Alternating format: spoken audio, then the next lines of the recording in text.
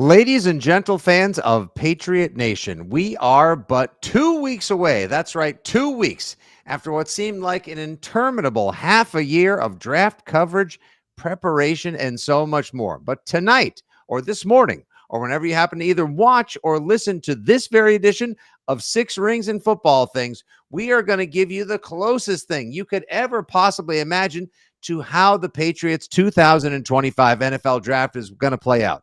Why? How? Because we're taking a trip into the Lions Den with the real Jon Lyons. That's why. It's coming up next here. 7 rounds of mock draft-tacularness with Jon Lyons and your old pal Fitzy here on Six Rings. Let's go.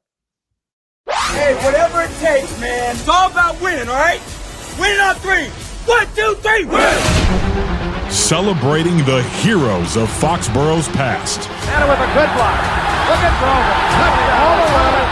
Watch the block of number 73, John Hanna. The champions of the dynastic era. Adam Vinatieri booms a 48-yard field goal, and the Patriots are Super Bowl champions. The Patriots of tomorrow. We're going to remove entitlement from our football team. We're going to earn the right to be here every single day. And the fans whose faith never wavers.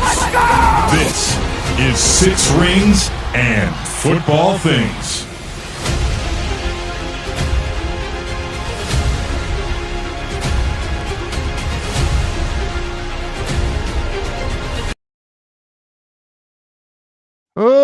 Oh, that's right. Six Rings and Football Things returns with a trip to the Lions Den. That's right. At the real Jon Lyons, one of our finest and most football savvy voices at WEEI and beyond. The only person, to my knowledge, that actually coached at the collegiate level. Jon Lyons joins your old pal Nick Fitzy Stevens here for another podcast with a couple of dudes in the middle of their lives who watch too much football, pretending they know exactly what the Patriots are going to do in a couple of weeks from Lambeau Field at the 2025 NFL Draft. John wrote up a 7-round Patriots mock, complete with trades.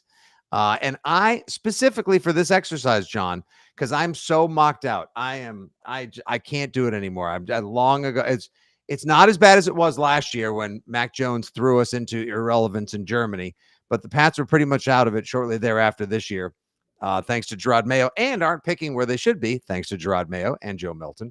So I reached peak saturation, and when you reached out and said, "Hey, I put this together. You want to talk about it?" I was like, "Oh, thank God, someone else I like talking football with, who has a different spin on the draft." So, John, how excited are you to be this close now to the draft? It's finally going to happen. It's finally going to happen, and You know what? Even if I get hurt again, even if I get McConkeyed, I just want it to be here. I just want it to happen now. I don't know if I can talk about it more. Thank God you're here. Yeah, I know. I feel like I've been doing draft shows for like 6 months because really that's when the Patriots were out of it. So I'm glad that it's finally, we're 2 weeks away from the draft. We're a week away, Fitzy, from the Patriots draft party at Vitamin C. I see you got the sweatshirt on there. So looking forward to that. But yeah, yes, a couple weeks away, finally. Right. That's right. John brings up also we are just a week away from our favorite annual event on Thursday evening, April 17th from 7 to 9:30 p.m. at Vitamin C Brewing down in Weymouth, Massachusetts, South Shore, the home of all the champions, mind you. We'll be running an event to benefit Doug Kyde's LLS Leukemia and Lymphoma Society fundraiser.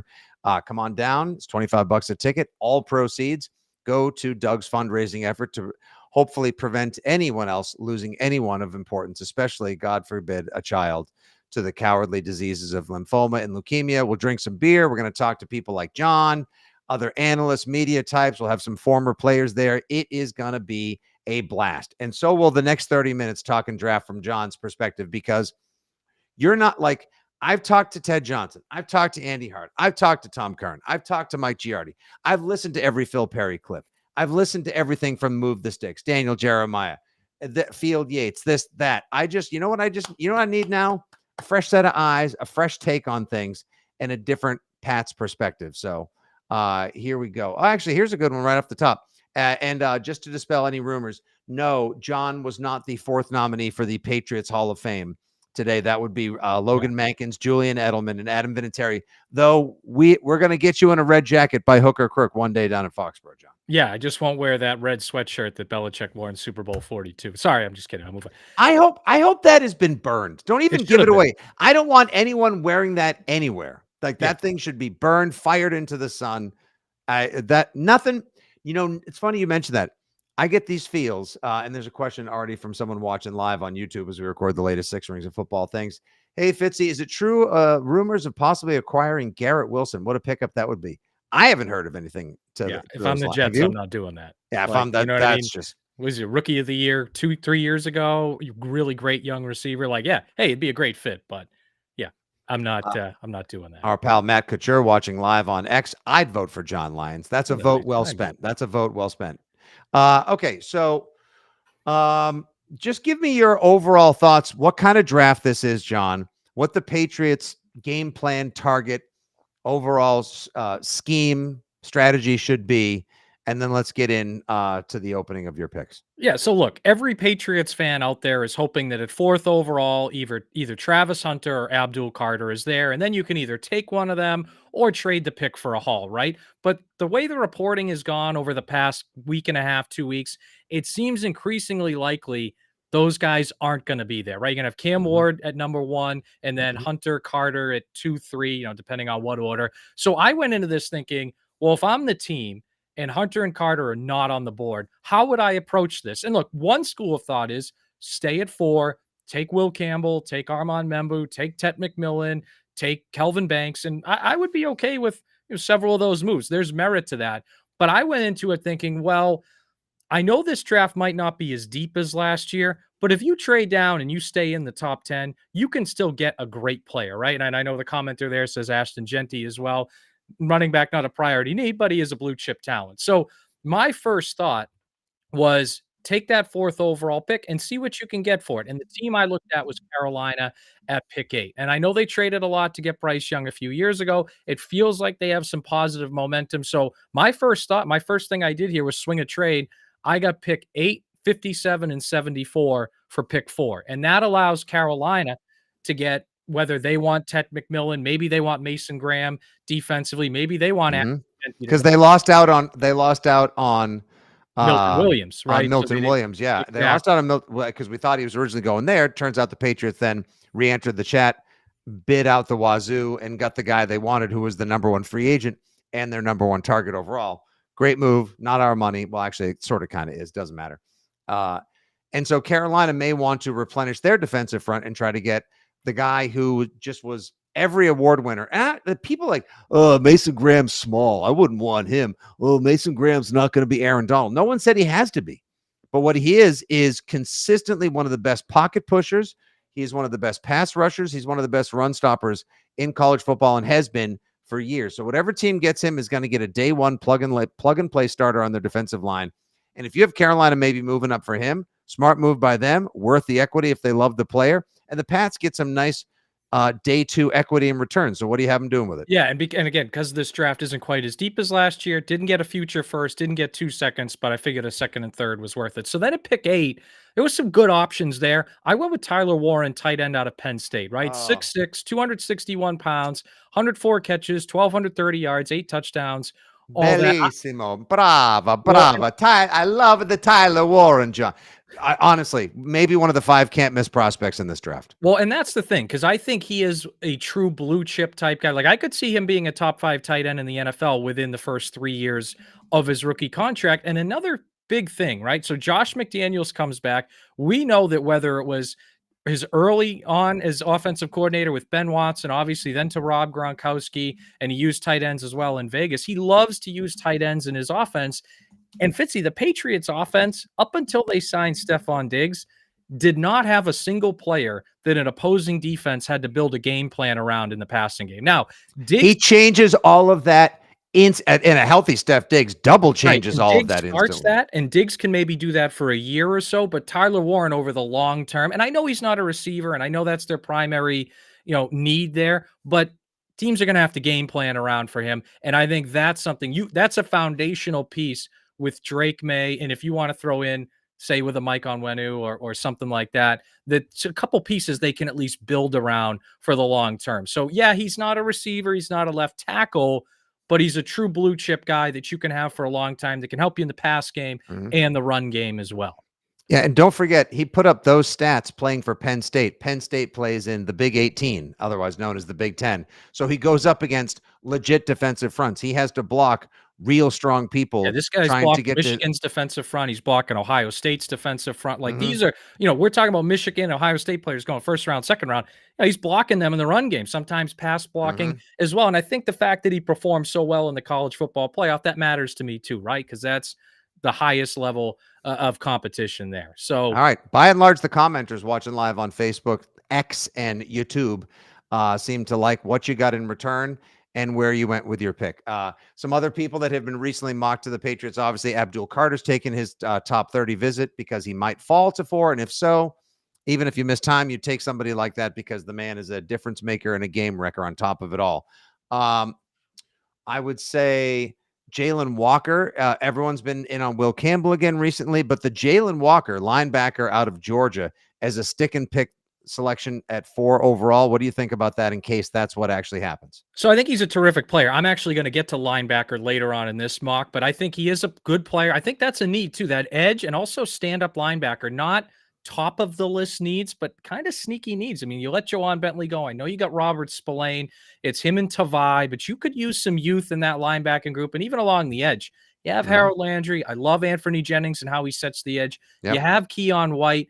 I'd like a 4th guy, though, that you're really excited about. So I think, I'm not against Jalen Walker there. I think there's other directions you can go and still get a quality edge or linebacker later on. All right, let's move it along. Later in the first round, you have another trade, I believe. Yes. Yeah. So obviously with that Panthers trade, I acquired some picks. So I took pick 38, the Patriots' top second round pick, pick 69, nice pick there, and a later pick at pick 144, and went all the way up to 19 with Tampa Bay. You might think, well, why would Tampa Bay do that? They have a roster that's a division winning type roster. They can add a boatload of talent to it with these picks, or at least a few good potential young players to build around Baker Mayfield, who they just gave a lot of money to. So you aggressively go up, not into the 20s or even at 30, 31, 32. You go all the way up to 19 to get someone you must have your eyes and heart set on. Who that be? A guy who I think could end up being the second best left tackle in this draft, maybe the best, and that's Josh Simmons out of Ohio State. 6'5", 317 pounds, and I believe this strongly, Fitzy. If he doesn't tear that ACL in October, I think he's a top 10 pick. I mean, that would have been the starting left tackle on the national championship team. And let's face it, too. The last time the Patriots had good left tackle play was before COVID. Like, it's been a while, Fitzy, since they had good left tackle. 2018, when I agree. When they had Trent Brown on the left side. And what I like about Simmons, there's been a lot of talk like Will Campbell's arm length, this and that. So Simmons, Mike Giardi, big fan, said he's kind of a knucklehead. There could be a little personality red flag type of issues. But that said, the talent's undeniable. Yeah, and I know that his arm length, he's right about 33 inches. He's kind of right on the edge, but he has really good flexibility, really good bend. I think with you look at some of the speed edge rushers he's going to face in the AFC East, as well as just in general across the NFL, he uses his hands really well. And I know people love offensive line technique talk on Six Rings and Football things, but that's what we're here. That's what we're here for. You're here for a reason. To me, just for my coaching eye, I think he does a really good job striking his hands quickly. He bends pretty well for a guy that's 6'5", 317. So I think that's going to be an asset over long term. Now, he's not as big as Nate Solder, all right, but I think he can play pretty quickly because if you look at when they've drafted left tackles, Matt Light in the second round, good technique guy, good flexibility guy, played right away.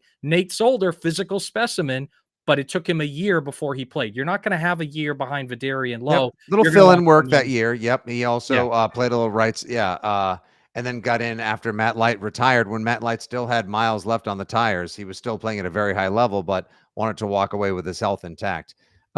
Real quick, why Simmons at 19? And that's an aggressive move, and I like that you acquired the capital. My dream personally is to have the Patriots get 2 guys in the first. I want 2 players in the first round. I don't just one. Doesn't feel like enough. Like this is a time to go get starters, fundamental trench guys. That's the kind of draft it is to me as well. But why Simmons at 19 over Campbell at 4? Yeah, great question. So I think Simmons is a little bit of a safer bet at left tackle. Like I think they're both going to be great offensive linemen. And make no mistake, Will Campbell is going to be a great player in the NFL. The career-defining question is that at left guard, is that at left tackle? Whereas Simmons, you know he's going to be a left tackle. And even if he doesn't have quite the ceiling as Will Campbell, if you still have a top half of the NFL left tackle protecting Drake May's blind side, you're in business. And the other piece of it, Fitzy, the fifth-year option, right? Rather than wait and take a Josh Connerly early in the second round or something like that, I know I got the fifth-year option for Simmons, and I know I see the commenter there worried about his health. Simmons has worked out since then. Looks like he's on track to be back for training camp. So again, if there's medical red flags, then fine, stay away. But I think he's going to be healed and ready to go. Because remember, that injury happened early enough in October that I think he'll be okay, by the time we get to late July. And a tackle recovering from that versus somebody who needs to use all of the elements of an ACL, your ligaments, your speed, your flexibility, your lateral cutting and movements like a receiver, completely different ballparks, completely different ball games. I get that anyone that's like, oh, that's not sexy enough. That's not, where's the whiz bang and flash in that? You need it. I think he'd be just fine as well. I'm in the camp that Will Campbell is going to be Peter Skoronski. He's got the exact same measurements, the exact same combine as Zach Martin, who was a plus level, if not Pro Bowl caliber guard, potential Hall of Fame guard. We need a tackle. So I'm with you. Love it so far. Would also be happy if they get, I like Ursery, and I also wouldn't, kick Josh Connerly from Oregon out of bed for eating crackers as well, just in case he falls into their hands later in the first round as well. All right. So we've made a couple trades, acquired some assets, moved some assets. We're leaving the first round with a tight end of the future, a Gronk-esque potential stud, and we also now have a potential left tackle of the future as well. Two great prospects. Where are we going in round two? So we're at pick 57 after the trades, and just no more trades, I promise. But we're at pick 57. I go Carson Schweswinger out of UCLA, linebacker. I really like, so he's 6'2", 242 pounds, first team All-American, by the way. It's a little bit bigger than Robert Spillane, and I feel like Mike Vrabel and Terrell Williams, they're going to err on the side of slightly smaller linebackers. It's not going to be the Brewskis, the Hightowers, the Brandon Spikes, big dudes in the middle. So he's going to be bigger than Spillane, but he's still not huge. And what I like a lot about him, he had, I think, 5 picks last year too, but what I like a lot about him is you can see on film that his pursuit jumps out at you, but he doesn't over pursue too much, which is something a lot of young linebackers can do. They get so hyped up, or they're really going downhill in the run game, that a good NFL running back will make a cut, they'll miss a tackle. I think he does a good job if he plays fast and aggressive, but he doesn't over pursue. And I think it's one of the reasons he's a first team All-American. And again, that's a position, we touched on it earlier. You need some depth there. You need some youth. You need some energy, because I don't know how much longer Tavai's going to be here. Bentley's already gone. Not much longer. Spillane's going to be great, but why wouldn't you want to possibly get somebody like that is on the lighter side, great pursuit, aggressive, violent, that profiles or fits the profile to me of this Philadelphia Eagles divided by the Tennessee Titans style defense that Terrell Williams and Mike Vrabel and company are trying to build. Okay, solid pick. Round 3, pick 74. Fitzy, this is kind of a selfish pick by me. One of my favorite overall players in the draft, Trey Harris, Ole Miss wide receiver. And he might last till 74. In this scenario, he ended up lasting that long. But him and Dylan Sampson, running back out of Tennessee, are my favorite post day one skill players. I think those are great players. But Trey Harris, a lot of people love Trey Harris. Yeah, 6'2", 205. I remember 2 years ago, I was watching Ole Miss on opening weekend, and I was like, who is that guy? He jumps right off the screen at you. As I said, 6'2", 205. This dude missed 5 games last year. Fitz, he still had over 1,000 yards receiving. He has had injuries in back-to-back years, which otherwise I think he'd be a mid to high second round pick. And if you look at the Patriots receiving core, yes, they have Steph Diggs. Yes, they have Demario Douglas. They have Jalen Polk, Javon Baker. Great. Whatever. They don't have a guy that you're like, that's an X receiver. You line up in a 3-by-1 set. He's by himself as the one, and he can win a matchup, whether it's with speed, physicality, instincts. I think Harris is a guy that can do that. I'm not sitting here telling you he's going to be Randy Moss reincarnated, but it's a guy in a 3-by-1 set. It's what, and not to bring up bad memory, what they wanted Devontae Parker to be when they traded for him. That's Fitzy's dog. That's exactly what I think Trey Harris can be, is that guy, big-bodied X receiver. He can win with speed, win with physicality. So to me, pick 74. If he's there, no brainer. One of my favorite players in the draft. Yes. If anyone hasn't had a chance to, go to Twitter, just type in Trey Harris, Ole Miss, or just Trey Harris, and watch his highlights. You want to talk about someone who mosses people. You want to see somebody who pulls an Odell Beckham and does it with style and ease. He's amazing. He's definitely a one-on-one winner for sure.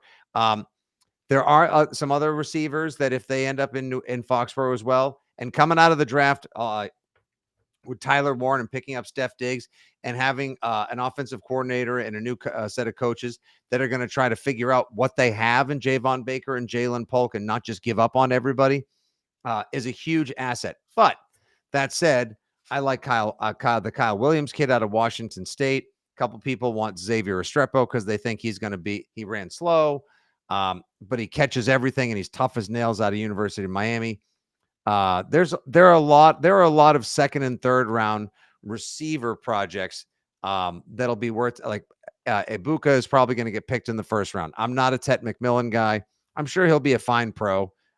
Just not he reminds me of LSU Terrace Marshall. Like he hasn't really panned out so far with Carolina. I'm sure he'll be better than that, but he's just not my cup of tea. And I think one thing Warren and Diggs, and if you get Harris, allow you to do is stretch the field a little bit more. And if you go back to Josh McDaniels in 2022, the Raiders attempted passes over 20 yards on over 14% of their snaps. They were top 5 in the league, whereas the Patriots last year were right around 10% of their snaps. And I know that doesn't sound like a big difference. Patriots are like 25th in the league in deep attempts. So part of it is and you couldn't protect. He couldn't protect him as well, but you've already addressed that as well. And they spent some money in free agency as well. Some people like Joe Cocha 3 here, like Jaden Higgins. There's Jalen Noel. Some people like Luther Burden.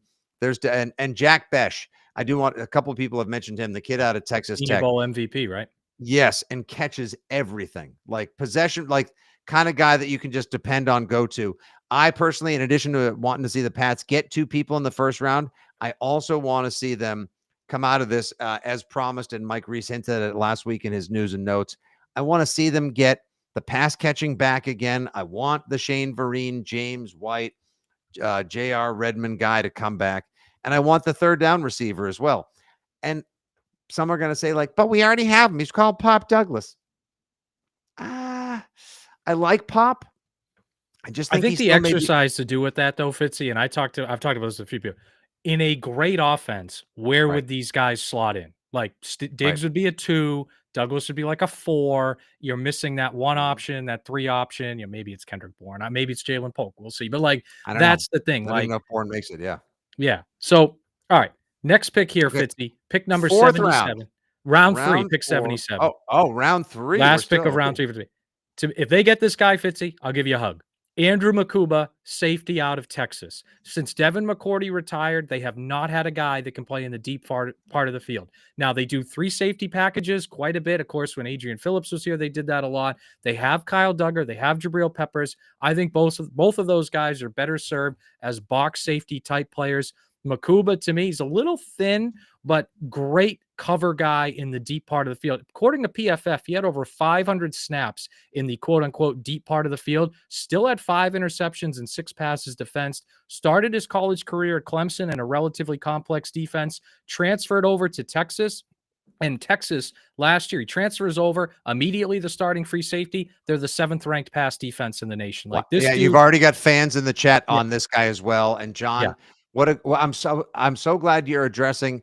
Every team has needs. Every team has sneaky needs and sneaky big needs. And one sneaky big need for the Patriots is free safety, because they have a bunch of hard-hitting 230-pound safeties that are suspect at times in pass coverage and across the middle of the field, and oftentimes. And also, too, Fitzy, they hit like freight trains, but there's no free safety on this roster right now. Jalen Hawkins, no, come on now. Yeah, and I'm sorry to cut you off there, but if you look at the way they've built this defense, you have Gonzalez, who's a great man cover corner. You have Carlton Davis, who's a great man cover corner. You'll probably have Marcus Jones in the slot. You want to be able to play tighter man coverage with one safety over the top. They just don't have that guy really right now. I mean, maybe it's Marte Mapu, but I'd like Makuba to come in and be part of that discussion. He's a linebacker, box safety, tank safety type of guy.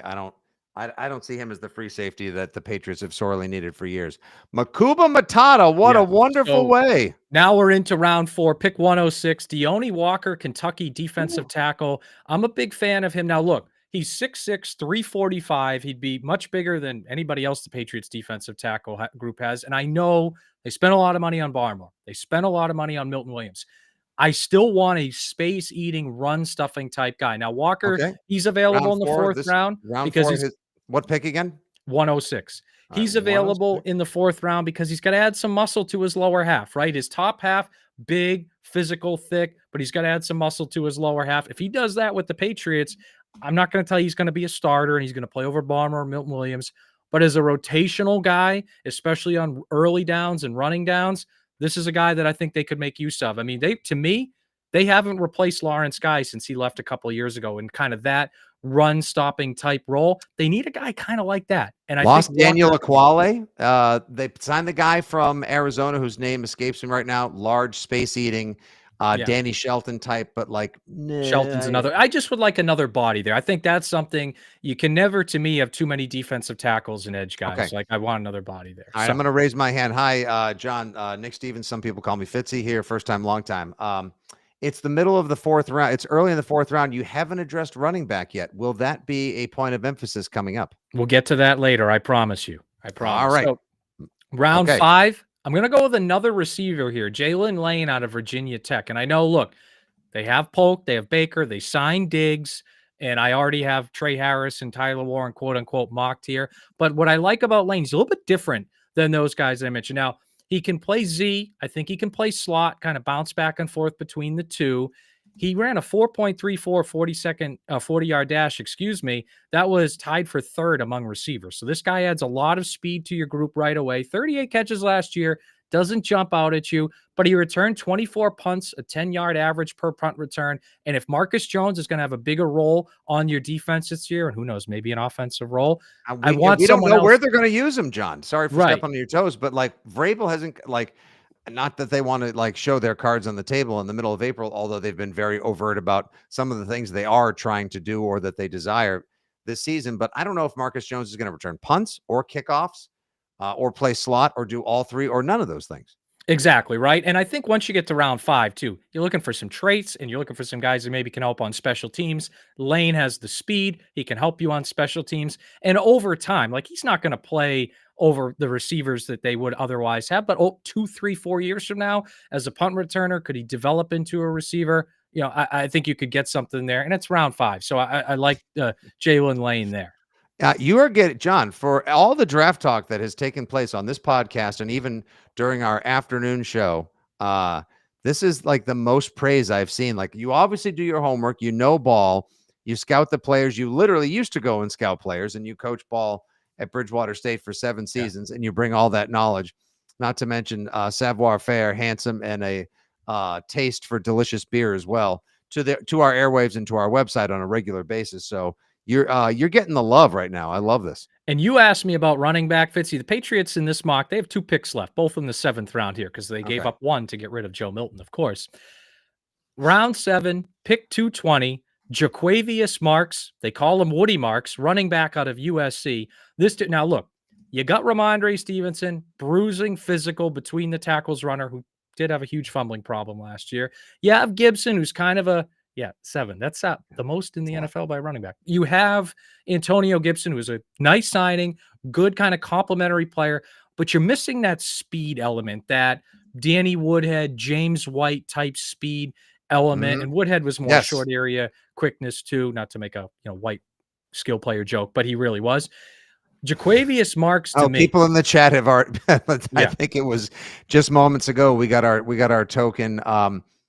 Mirth, who's watching live on YouTube, who's going to be our tiny Caucasian slot receiver. He's deceptively fast, Fitzy. Yeah, so look, I need more pygmies, guy. So look, Jaquavius Marks, they call him, like I said, Woody Marks. He played for 4 years at Mississippi State, transferred to USC and played there. So he does have a lot of miles on his legs. That's part of the reason he's way down in the 7th round. He also, to me, in the short areas, like when he catches the ball and there's defenders around him, doesn't break a ton of tackles, doesn't make a lot of guys miss, But what he does do, Fitzy, and this reminds me a little bit of James White. And no, I'm not telling you he could be the co-MVP of Super Bowl 51, but just this trait.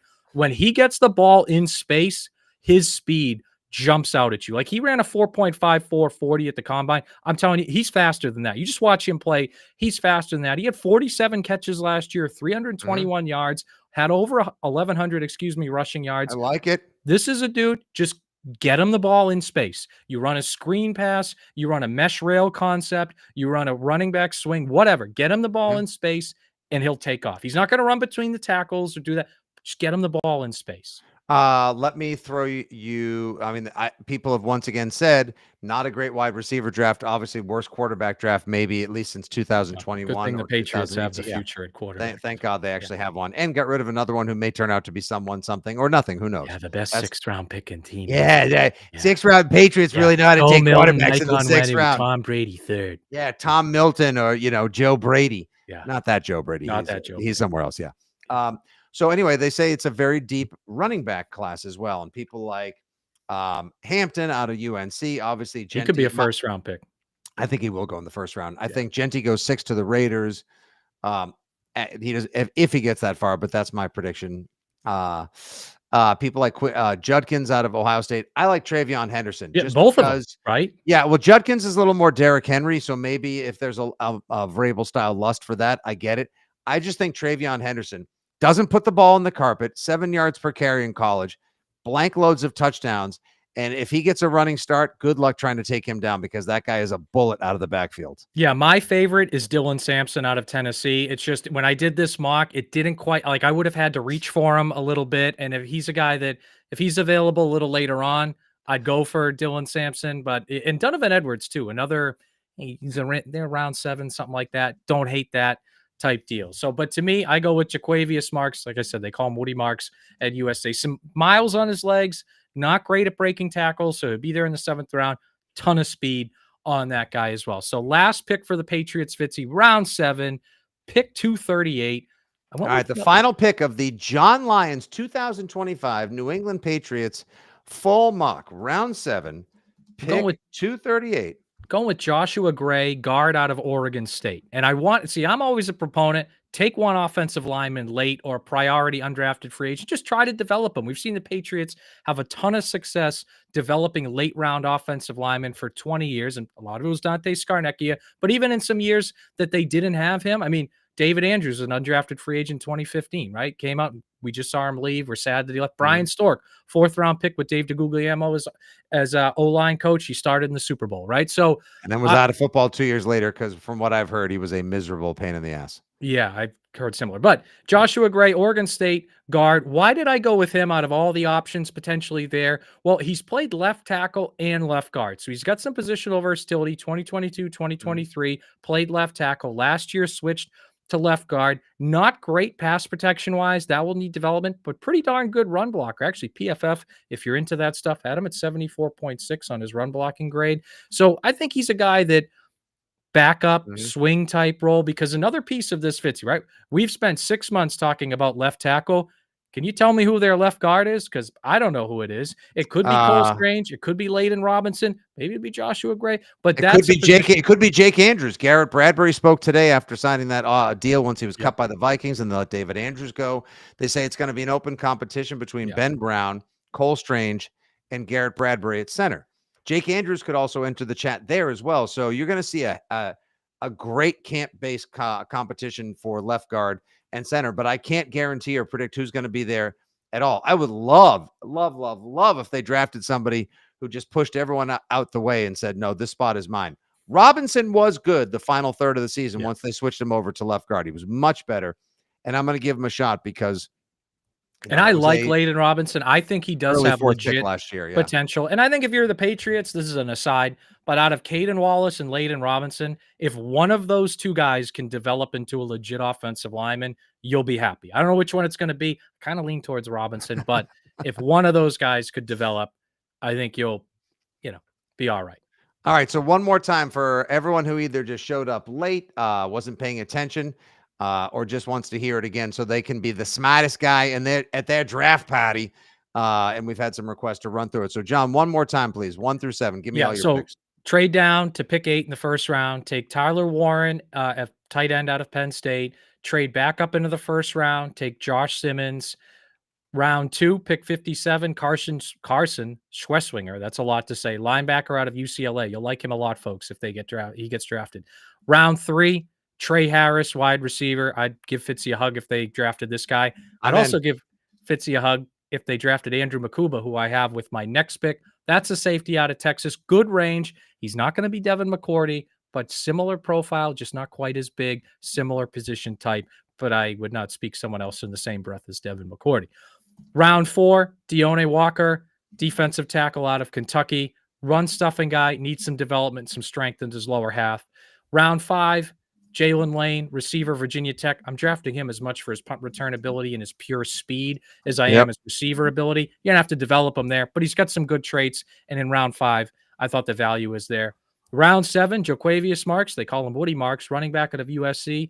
Speed, and catching ability, which is something the Patriots really struggled with over the past couple of years at the running back position. Obviously needs some development, but hey. And then final pick, round 7, Joshua Gray, guard, Oregon State. More of a depth guy, but see if you can develop him into something. Pretty solid run blocker as well. And there you have it, folks. As promised, I came into it blind and ignorant, and I probably would have been the same thing had I actually read John's 7-round mock draft at WEEI.com. But you can read John's stuff there on the regular as well. He's a contributor to one of the founding fathers of the New England Football Journal, 7-year college head football coach, and, of course, a weekend and fill-in host at WEEI FM 93.7. And you can hear him on the Odyssey app and a regular guest here on Six Rings and Football Things. John, we'll have you April 17th, 7 to 9:30 at Vitamin C Brewing for the draft party to benefit Doug Kyde's Leukemia and Lymphoma Society efforts to eradicate childhood cancer and further cancer research. Come on down, make a donation, drink some beers, and we'll talk some ball. And John will also be contributing on April 24th on draft night as well on our huge Christian Arcan draft party at WEEI. So you're going to want to tune in there, hang out with us, and John will join me for a podcast once the draft is over. We'll give it a grade here together. John, any final thoughts? Oh, wait, someone just jumped in. Wait, hold on a second. When do we draft a kicker?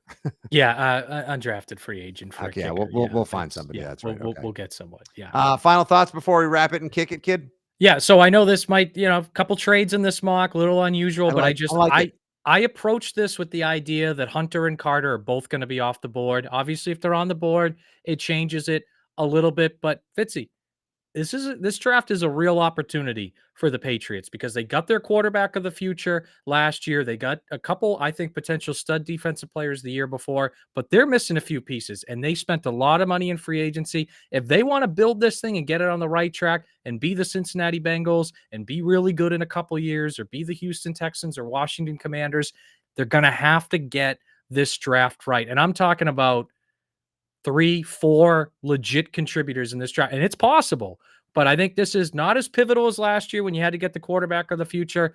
But this is an important draft for the Patriots if they're going to get back on the right track. And they have a big opportunity to do it. Don't draft for need, trade up, trade down, buy the dip, manipulate the market, and go Pats. There you have it, folks. Once again, follow him at The Real Jon Lyons, Lyons. We'll have him back here on the pod soon. Thank you guys for watching live, contributing, and tuning in as always. Make sure you tell your friends this is the fastest growing and most fun Patriots fan community in the whole wide world of football. And of course, subscribe to the podcast via Apple Pods, Spotify, use the Odyssey app, and any which way you can to listen to great football talk. For Lyons and Fitzy and everyone here at WEEI, this has been Six Rings and Football Things. We'll talk to you soon. The draft is but 2 weeks away. Hang tight and go mock yourself, everyone. And of course, as always,